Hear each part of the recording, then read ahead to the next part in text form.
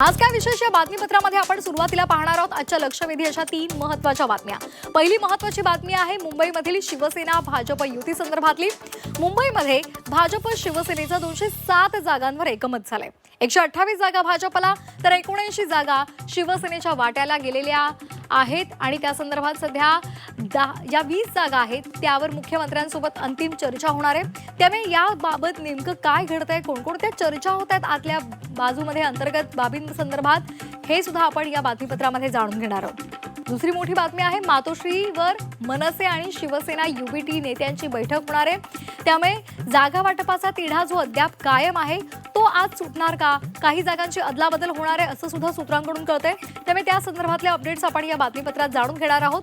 तिसरी लक्षवेधी बातमी आहे ती म्हणजे बारामतीमधून।